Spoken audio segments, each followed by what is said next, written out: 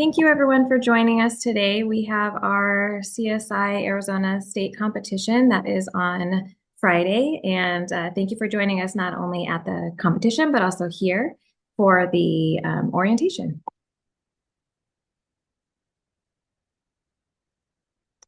Trying to move through. There we go.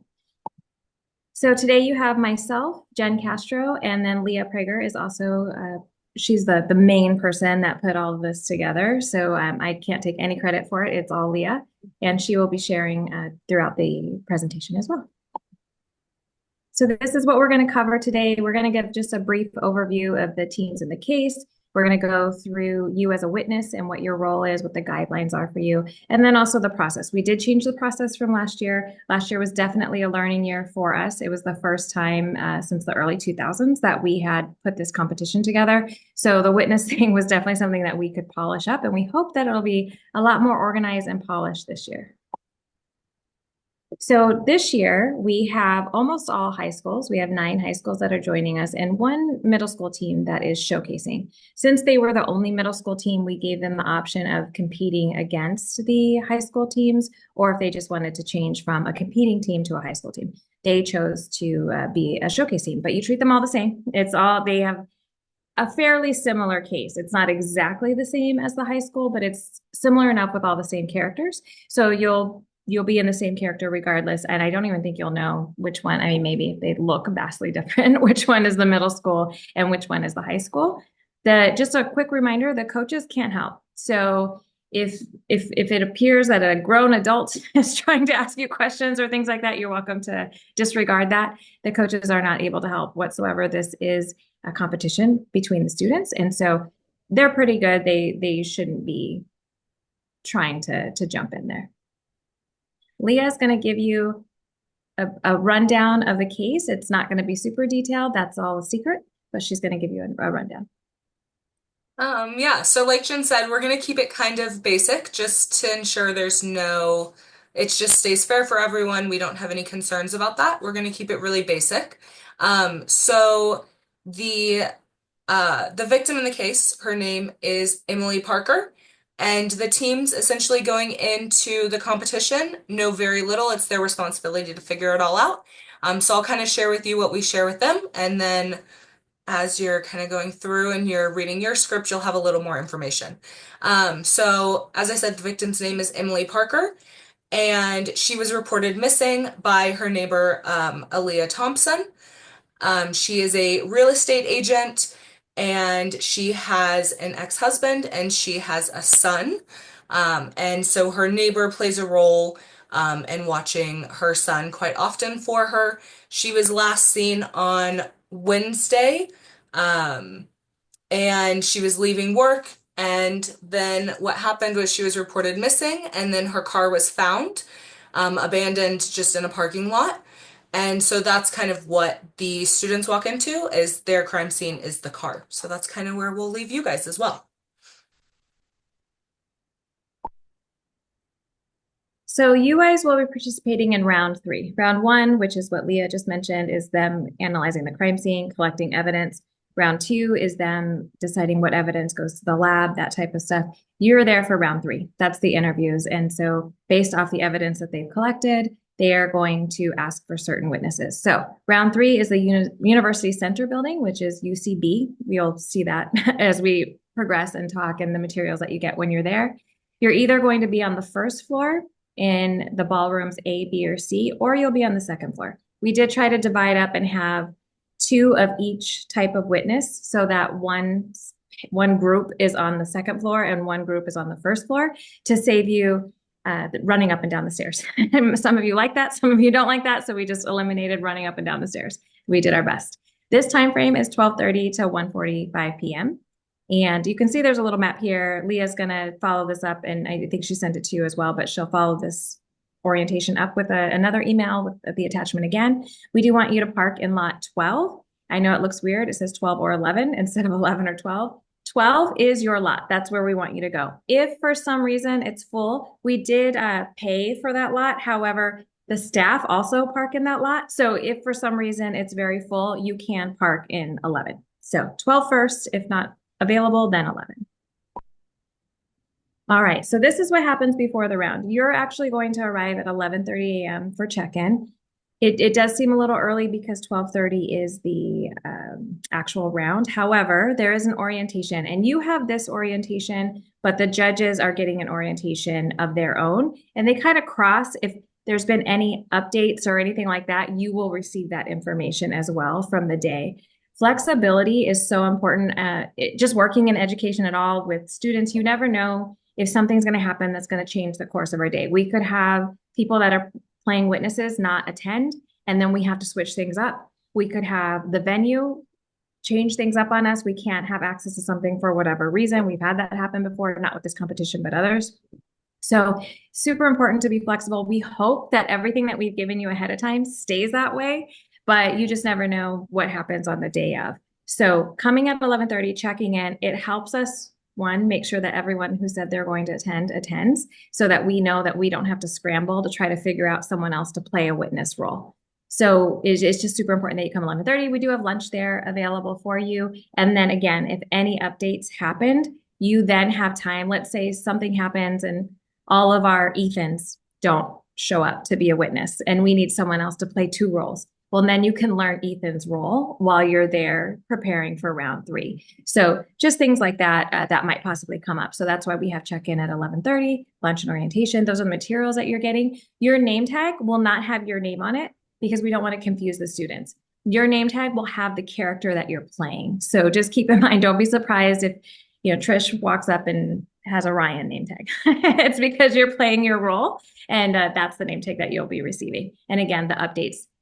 I hope there's no updates. I hope it's super boring and there's nothing we have to tell you so that everything is going as we planned. But sometimes that doesn't always happen. By the way, you guys can stop me at any point, unmute. I don't know if I can see your hand because the way my view is right now, but you're welcome if you have any questions, or we'll do questions at the end too. Okay, so here's the guidelines. You all have received a character script for your character. Please stick to that script as much as you can. You can have emotion. So, for example, I believe John is a character. John and Emily, it's evident they don't care for each other. It's okay to show that emotion when you're in the witness interviews. If they say, "Did you like Emily?" No. Like it's clear, like all the evidence they're going to be getting if they've asked for it is going to show them that these two people don't like each other. What you can't do is say, "She slapped me 3 times when I was walking down the hallway." That is not in your script. Don't make up that kind of stuff. But it's okay if you have a general feel of like an emotion that you might feel for that particular character or whatever role or whatever it may be. Just don't make up anything outside of the parameters of that script that you received. You are allowed to take your paper in if you want to write extra notes on there, highlight, whatever. The students know you're not the real person, so it's okay. We're not going to expect you to memorize the whole script. So you're welcome to write your own notes on it. We will have another script there for you just in case you forgot yours. But if you're reading yours over and you've made your own notes, you're welcome to use your own as well. Again, your name tag is the character's name. The don't tell secrets is just, let's say you figured it out or, whatever it may be. You don't want to share that. The students are be trying to figure it out on their own. So just keep the secrets to yourself in case you happen to figure it out as you go along. Here's the new process. We changed it up from last year. We're very hopeful that it's going to go well this year. So each team is going to have a large post-it paper, chart paper on the outside of the door or on their door, depending on how well it sticks. We're going to tape it up there. And it's going to say their team. The teams are by color because we don't want to know their school name. It's supposed to help, keep with the bias out of there. So say Team Orange, witness request. The teams are going to come out. The paper is going to be evident from the hallway, and they're going to say Ethan. And that means they want to interview Ethan. They're going to write down all the names of the characters that they want to interview. So if I'm Ethan, I'm just going to be walking around my designated room. So on the second floor, they're pretty close together. Don't worry, we're not going to make you do miles and miles of walking, but they're pretty close on the second floor and the first floor. So if I'm on the second floor and I'm playing Ethan, I'm just going to kind of walk around and see. And then once a team says Ethan on there, I'm going to see that I want to be interviewed. So then as I walk in, I'm going to cross my name off. There's going to be a string with a marker. You just take that marker, cross your name off so that you know and everyone else knows that you went in and you were interviewed. that we're going to encourage the teams to keep the doors open. You can kind of peek in if they're already interviewing somebody because they may list a bunch of names right away. That's what I anticipate they're going to do is list a bunch of names right away. So you may walk over and you see that they have a witness in there already. You're just going to hang tight, wait around a little. And you can go check the other rooms too to see if they're ready for your role. Just don't cross the name off until you are for sure going into the room so that you don't forget that you need to go into that room and be a witness. We have limited the witness interviews to 10 minutes each, and this is just for fairness. So we can't have one team keep a witness for 30 minutes and then the other teams don't get a chance to interview them because the witness was in there for too long. So you have 10 minutes and you are the timer. So if you need a stopwatch, let us know. You either email us and let us know or tell us right here in the chat. We can have a stopwatch for you, or you can just use your phone. Just set the timer on your phone. And then once you sit down and you say, I'm so-and-so, because they may not see your name tag, I'm Ethan. And then they can start asking questions. You hit start and the timer goes. They have been instructed, they know ahead of time that they are only, like once that timer goes off, they're supposed to let you go. They know this. If they don't, if they keep asking questions, you have to leave. You could say, if I'm not under arrest, I'm leaving now. And you get up and you go. They can't arrest you. That's not part of the competition. They're not supposed to be doing that. So that you could just make that statement like, if I'm not under arrest, I'm leaving. And you get up and leave. It's you as the witness are supposed to make sure that you get out, even if they forget or, they're excited and want to get their questions out. So you're making sure that you leave in 10 minutes. They can request to interview you. That's okay. So they'll just go back out and they'll write your name on their chart paper again. That's okay. What we want you to do though first is make sure you've gone to all the other teams first so that everybody has a chance to interview you at least once. And once you've gotten to everybody that has requested you at least once, then you can go back and do the re-interviews. And again, this is just for fairness to make sure every team gets a chance for interviews for all the witnesses because you're going to give them key details, especially specific of you are going to give them key details that they need to solve the case. So it's very important that all the teams get a chance to see everybody. And this is a 75 minutes. Last year I felt like it went by so fast. Hopefully with this organization, it won't be too crazy. We will have staff roaming around to help you. There will be a staff member if all goes well.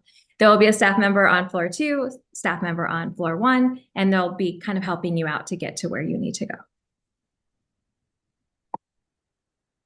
And then after round 3, you go back to UCB 120. That's the room that you guys will go to at check-in at 11:30. We have an evaluation and you just scan it with your QR code. You can complete it right on your phone.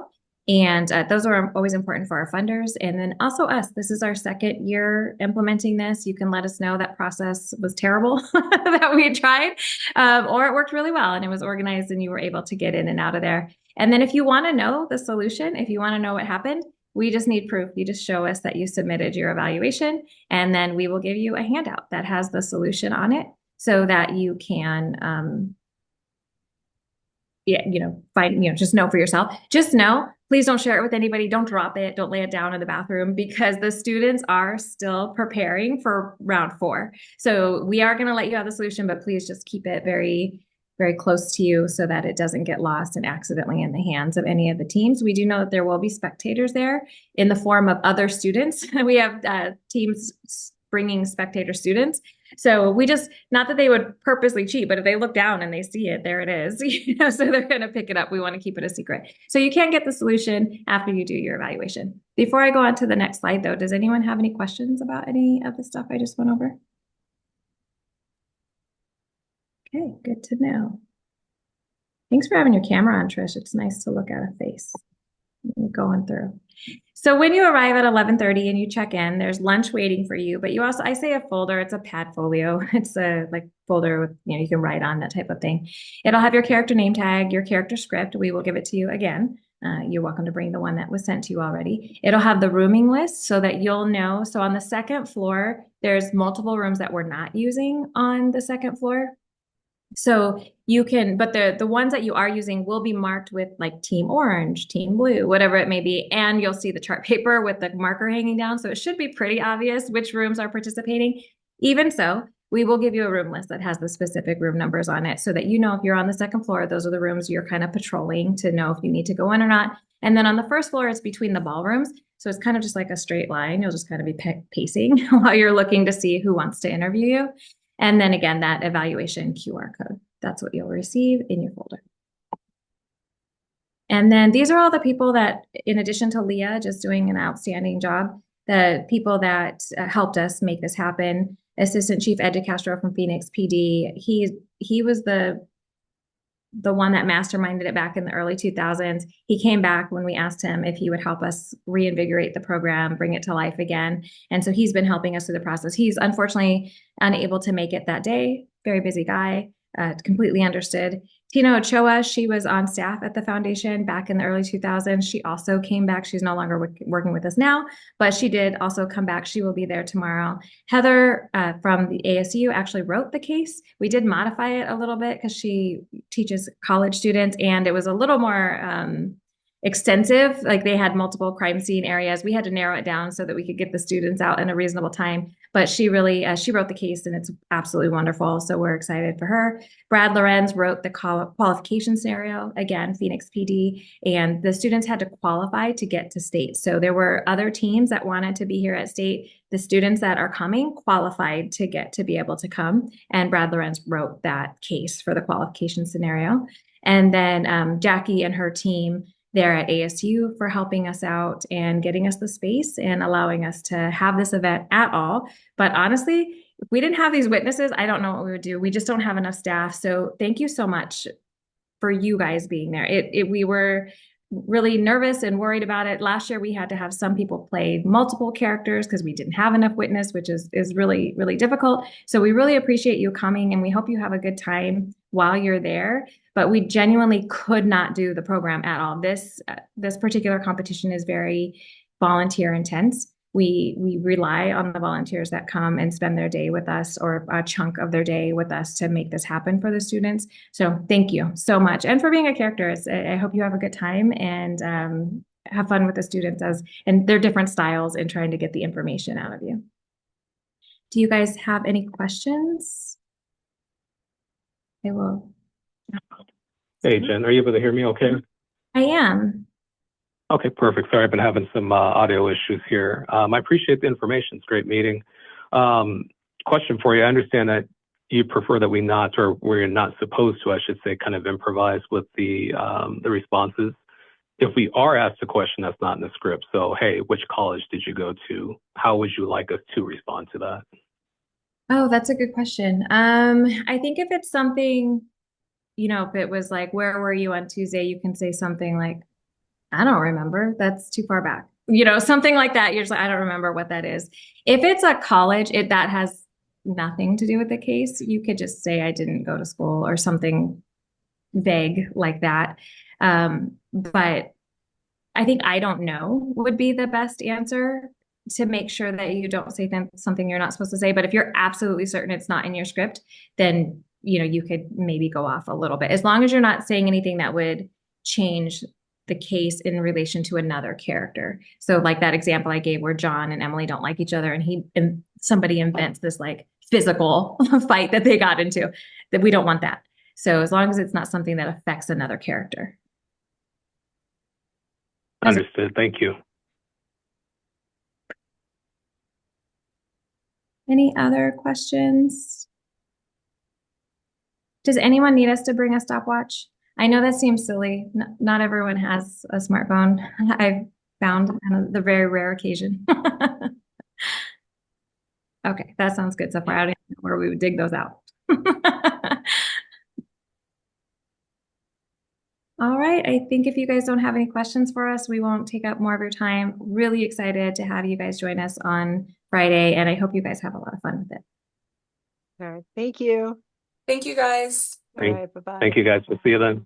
Bye.